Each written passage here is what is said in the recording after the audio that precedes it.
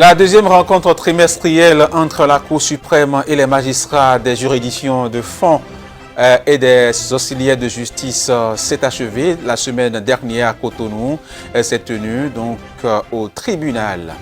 Tournée des membres de la cellule de suivi et de contrôle de la gestion des communes dans les 12 départements du Bénin. Ils ont échangé avec les préfets, les maires et les secrétaires exécutifs des 77 communes sur différents points de leur mission.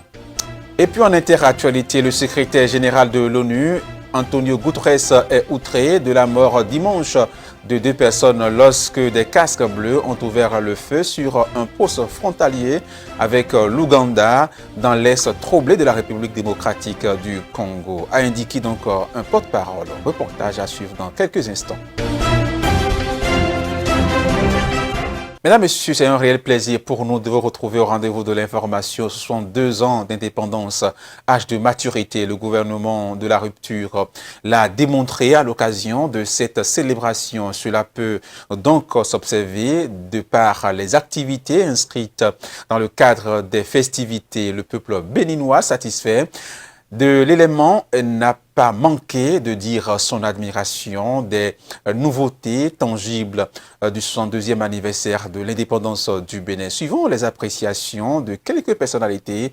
Ils sont au micro de Romaric Dossa. Nous avons vécu un moment historique. On ne peut pas être vivant dans son pays, avoir des responsabilités politiques et prétendre à gouverner, à présider le destin d'un peuple comme celui-là et ne pas vivre ces moments.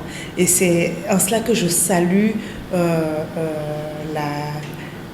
l'esprit de tous les acteurs politiques et des anciens chefs d'État que j'ai vus là. Il y avait les anciens présidents d'institutions également.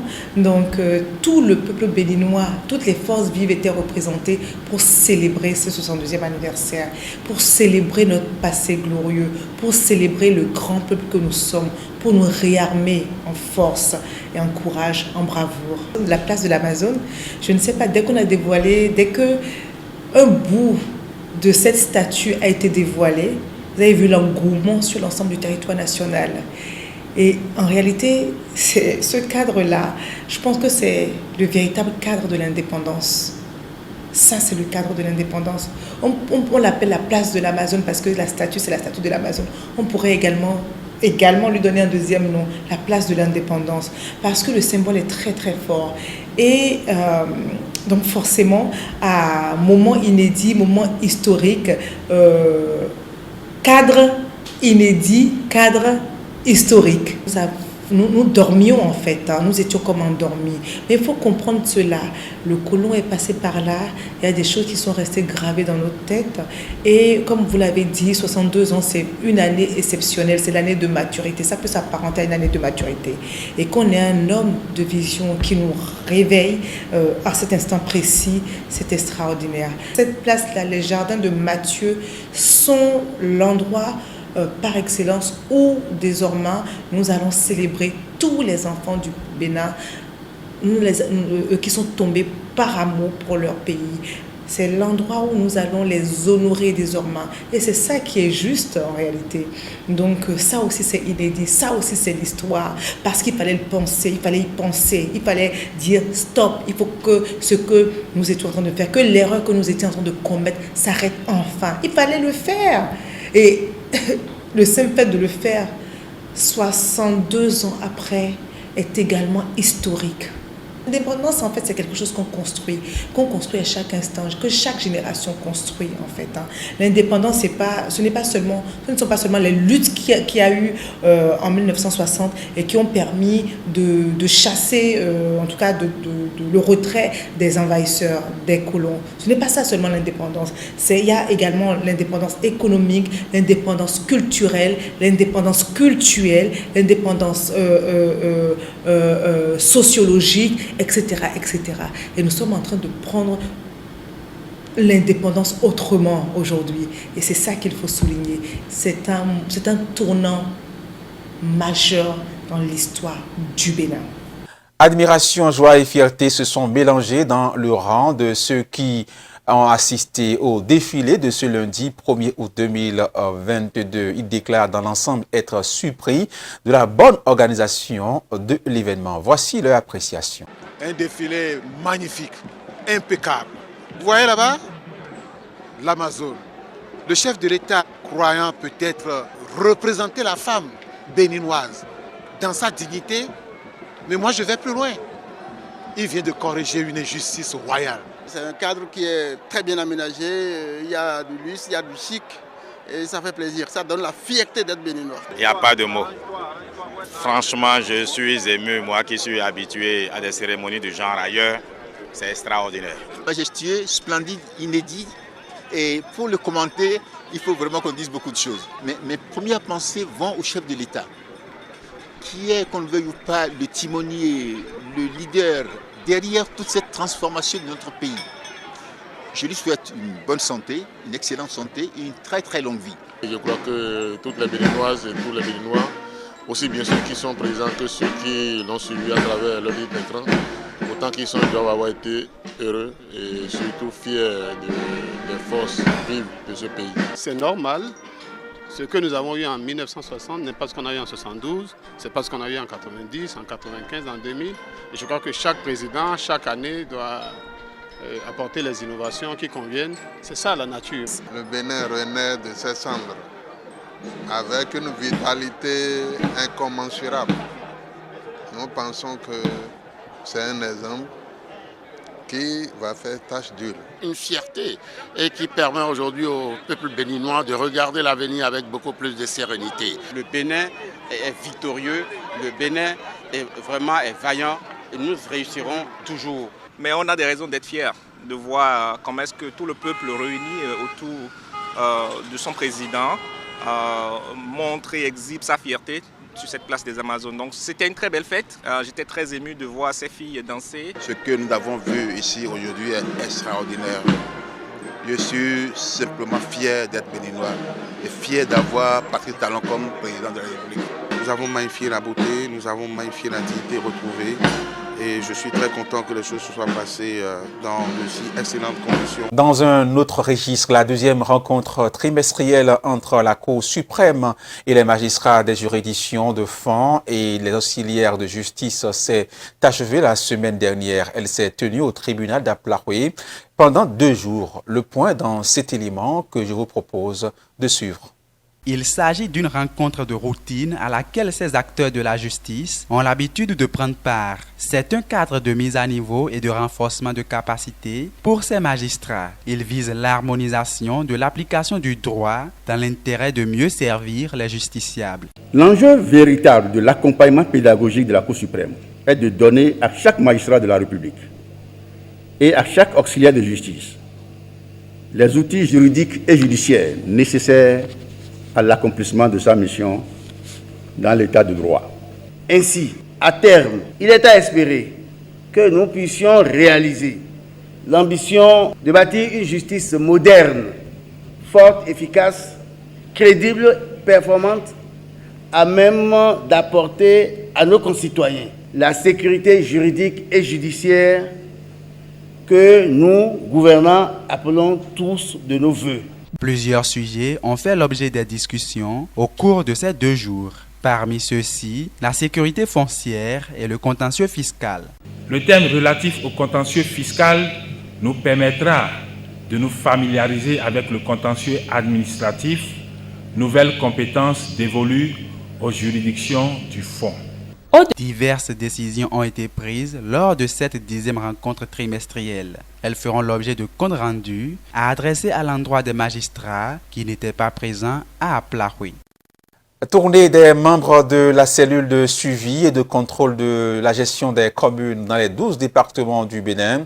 Ils ont échangé avec les préfets, les maires et les secrétaires exécutifs des 77 communes sur différents points de leur mission. Une délégation de la cellule était dans le département du Littoral pour échanger avec les acteurs concernés. Le reportage de Romaric Dossa.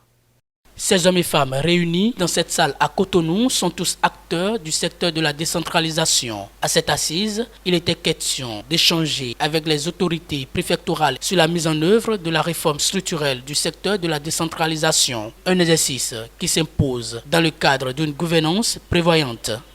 Notre cellule est rattachée directement à la présidence de la République et a pour mission de mettre en place les outils indispensables à l'opérationnalisation de la réforme et d'assurer le suivi et le contrôle de la gestion des 77 communes de notre pays.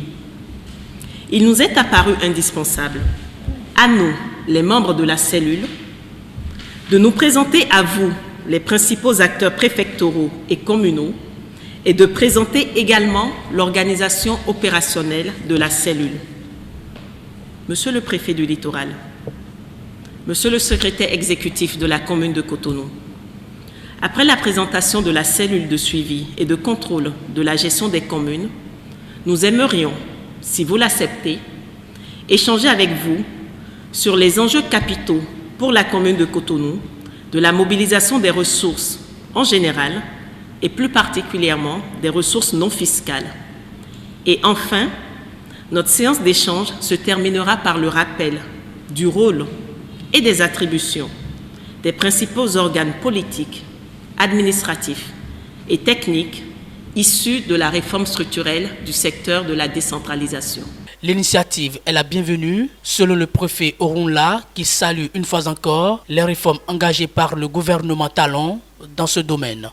Je tiens à dire que c'est une séance impulsée évidemment par le chef de l'État, ce qui aurait requis une ponctualité sans faille et la présence assidue du maire et du secrétaire exécutif.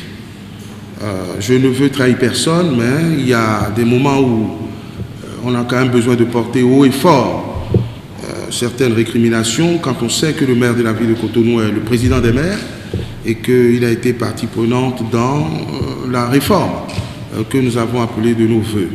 Le chef de l'État est attentif à tout ce qui se passe, de manière générale, mais il est pointilleux sur cette réforme qui ne peut échouer.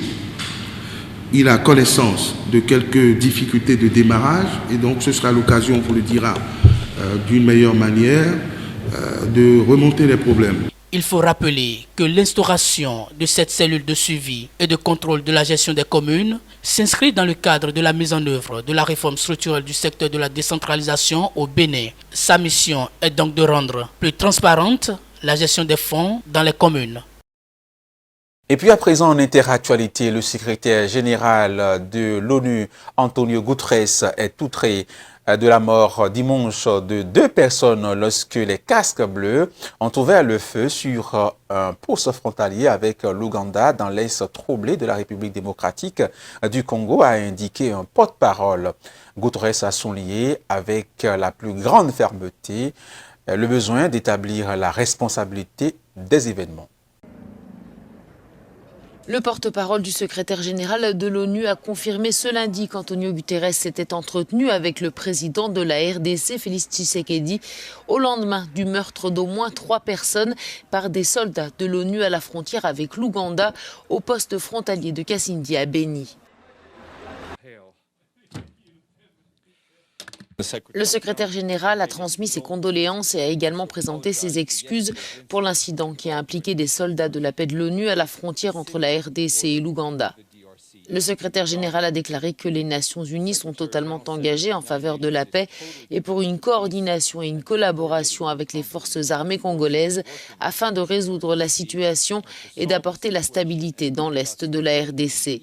Il a également souligné dans les termes les plus forts la nécessité d'établir les responsabilités pour ces événements et a salué la décision de son représentant spécial en RDC, Bintou Keïta, de placer en détention le personnel de la mission impliqué dans l'incident et d'ouvrir immédiatement une enquête. 15 personnes ont également été blessées lors de cette fusillade. Depuis, la situation dans la zone est explosive. Lundi, la police et l'armée congolaise ont usé de tirs de sommation pour disperser des manifestants qui s'approchaient d'une base de la mission des Nations Unies. restons toujours au Congo. Au moins 2 personnes ont été tuées dimanche lorsque les casques bleus ont ouvert le feu sur un poste frontalier avec l'Ouganda dans l'est troublé de la République démocratique du Congo, où des manifestations anti-ONU ont secoué la région la semaine dernière. Reportage. Le secrétaire général de l'ONU, Antonio Guterres, s'est dit outré de la mort dimanche de 2 personnes après des tirs de casques bleus sur un poste frontalier avec l'Ouganda dans l'est de la RDC. Des militaires de la MONUSCO de retour de congé ont ouvert le feu au poste frontalier pour des raisons inexpliquées et forcé le passage. Le gouvernement de la RDC a lui aussi condamné ce drame, dont la vidéo a été partagée sur les réseaux sociaux. Conjointement avec la MONUSCO, les autorités ont lancé une enquête pour établir les responsabilités. Kinshasa a appelé la population congolaise au calme. La semaine dernière, des manifestations meurtrières accompagnées de destructions et pillages ont eu lieu dans plusieurs villes de l'est du pays pour réclamer le départ des Nations Unies accusées d'inefficacité. À Goma, Butembo, Beni notamment, des manifestants ont pris d'assaut les installations de la MONUSCO. Bilan, 19 morts, dont 3 casques bleus. La MONUSCO est présente en RDC depuis 1999. C'est l'une des plus importantes et plus coûteuses missions de l'ONU au monde, avec plus de 14 000 soldats et un budget annuel d'$1 milliard. Direction le Sénégal, chaque camp revendique d'avoir gagné le suspense. Alors que seuls quelques résultats sont sortis, le camp présidentiel revendique la victoire, ce que conteste l'opposition qui parle de majorité préfabriquée. Reportage. Le spectre d'une crise politique plane sur le Sénégal. La majorité présidentielle et l'opposition campent sur leur position. Tous deux affirment avoir remporté les élections législatives de dimanche alors que le décompte des voix se poursuit encore. Nous avons gagné 30 départements.